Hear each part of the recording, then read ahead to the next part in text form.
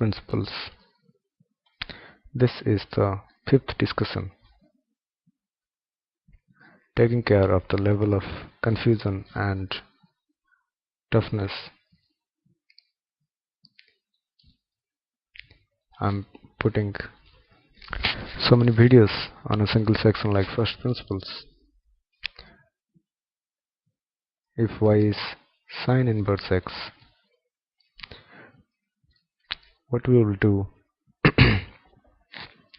is we will make the question simpler, basically meaning this inverse should go off, because you can make out that if I'll make y plus delta y is sine inverse x plus delta x and delta y is sine inverse x plus delta x minus y, which is nothing but sine inverse x, then I should know a formula sine inverse A minus sine inverse B, and trust me, this kind of a formula is not there in maths.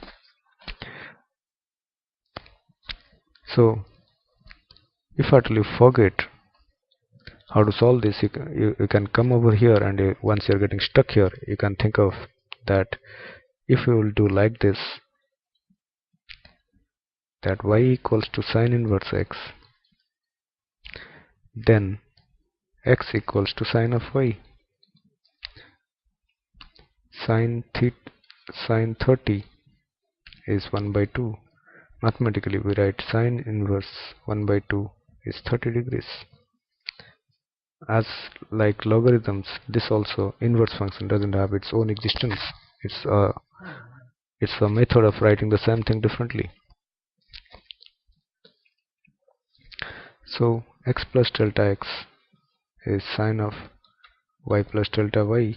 Now continue as you are moving, minus x is sine of y, so this is sine of y plus delta y minus sine y.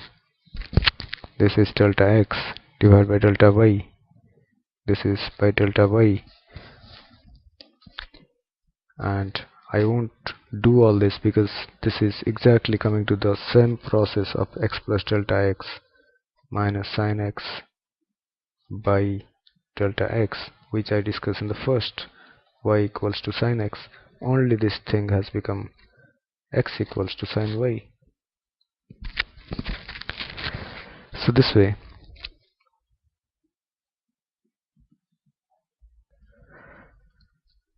so going that way, what I will get is definitely a cos y. Now the limits will also change over here. The delta y tends to 0, and that way it will become dx by dy.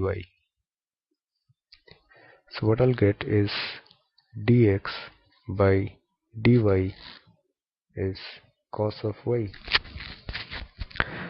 but I'm intended to get dy by dx, so this is 1 by cos y, because dx by dy is cos y, that means cos y by 1. I can just invert the things. Now 1 by cos y, I'll have to get the cos y value. How much was cos y? Now x was sin y,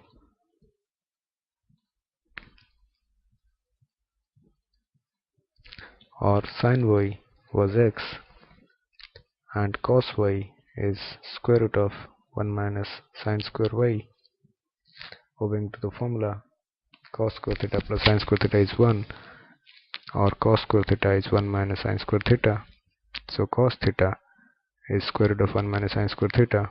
So this is 1 minus sin square y, basically means sin y is x, so sin square y is x square.